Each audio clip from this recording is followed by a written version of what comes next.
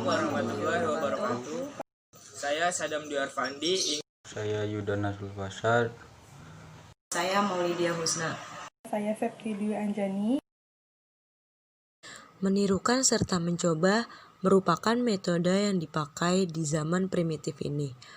Meniti, mengayun, menggantung, mendayung, melompat, berenang, lari, menyelinap, dan sebagainya merupakan perbuatan sehari-hari sehingga pembentukan dan perkembangan fisik berlangsung baik dan sekaligus bersatu dengan pembentukan watak, kecerdasan, keterampilan, bersiasat, dan sebagainya sehingga boleh disebut pendidikan yang bulat dan menyeluruh. Zaman kuno. Sejarah olahraga pada masa ini dibuktikan dari penemuan artefak dan bangunan yang menunjukkan adanya kegiatan olahraga di kalangan masyarakat Cina. Sejarah perkembangan olahraga pada masa kuno ditunjukkan pada peninggalan sejarah berupa monumen untuk faraoh olahraga yang berkembang ada masa itu seperti renang, memancing, lempar lembing, gulat, dan lompat tinggi. Pada tahun 5000 sebelum Masehi sampai puncak 1500 sebelum Masehi di Mesir, model latihan pendidikan jasmani berupa latihan fisik.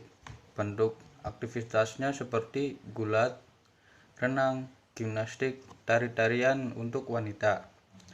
Tujuannya agar pemuja dewa dan untuk latihan perang. Lalu 1000 tahun sebelum Masehi hingga 500 sebelum Masehi di Yunani yang melingkup latihan fisik. Bentuk aktivitas dan kegiatannya berupa gulat, renang, berkuda, atletik, tari-tarian, dan atletik wanita. Tujuannya tidak jauh berbeda dengan yang tadi. Yang pertama sebagai pemujaan dewa, pertandingan olahraga. 2. Latihan perang. Pada zaman kerajaan, olahraga atau latihan jasmani pada zaman ini sudah ada kegiatan-kegiatan untuk rekreasi dan usaha pembinaan jasmani kepada prajurit-prajurit di kerajaan agar dapat menjalankan tugas dari raja. Kegiatan ini merupakan melatih keprajuritan. Di sisi lain, banyak pengaruh dari kerajaan-kerajaan di Indonesia, misalnya kerajaan Hindu.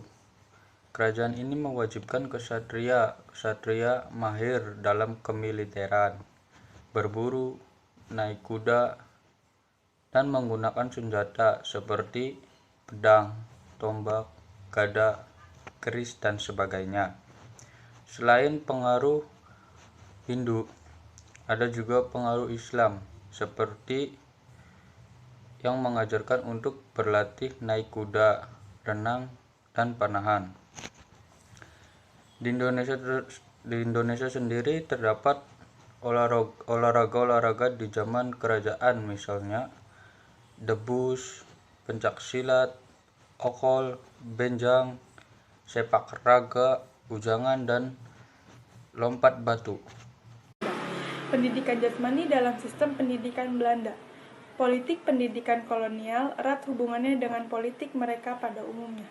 Suatu politik yang didominasi oleh golongan yang berkuasa dan didorong oleh nilai-nilai etis, dengan maksud untuk menilai kematangan politik dan kemerdekaan tanah jajahannya. Berhubungan dengan sikap itu, dapat kita lihat sejumlah ciri politik dan praktik pendidikan tertentu. Politik dan tujuan pendidikan di Belanda yaitu dibagi menjadi 4. Yang pertama, sistem dualisme. Yang kedua, sistem korkondasi. Yang ketiga, sentralisasi. Dan yang keempat, menghambat gerakan nasional. Pendidikan jasmani di negeri Belanda banyak dipengaruhi oleh Jerman. Pertama, dipengaruhi oleh sistem Gutsmuth dan kemudian sistem Chance-Eiselin yang diperkenalkan oleh Clark Euler di tahun 1850. Perkembangan olahraga secara formal pada masa penjajahan diawali ketika pada permulaan abad ke-19 masuk dan berkembang olahraga sistem Jerman. Diciptakan oleh John Friedrich Gussmuth pada tahun 1759 sampai 1835 di negeri Belanda. Dan dalam perkembangan berikutnya masuk pula olahraga sistem Jerman yang dikembangkan oleh Jens Spies dan Maul ke negeri Belanda. Yang keempat yaitu kurikulum pendidikan jasmani di Belanda. Kurikulum penjas di tingkat 1 pendidikan di Belanda dari sekolah dasar sampai dengan sekolah menengah termasuk SLB. Dikembangkan oleh sebuah badan yang tersebut The Dutch Institute for Curriculum Development atau SLO.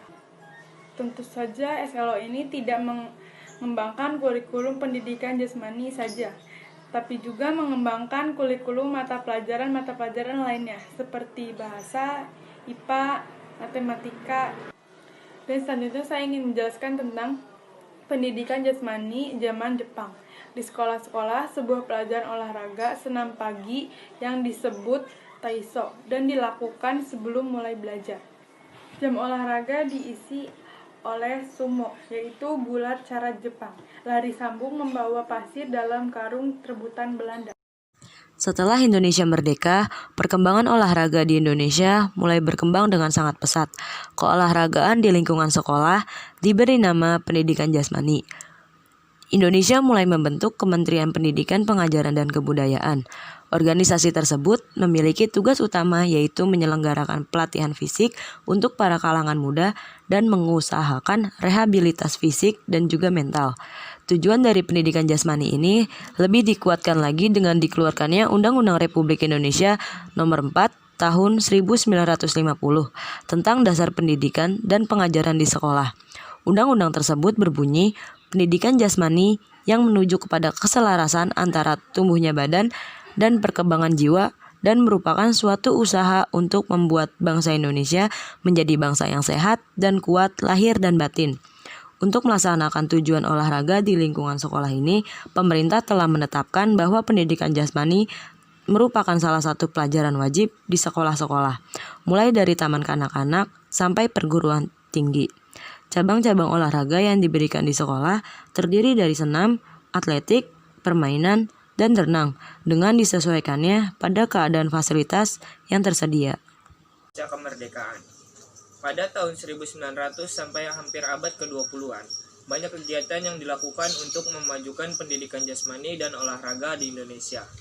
Yaitu yang pertama, PON 4 tahun sekali, yang kedua, Pekan Olahraga Mahasiswa Nasional atau yang biasa disebut POMNAS, yang ketiga, mengikuti Olympic Games 4 tahun sekali, yang keempat, mendirikan Departemen Olahraga tahun 1962.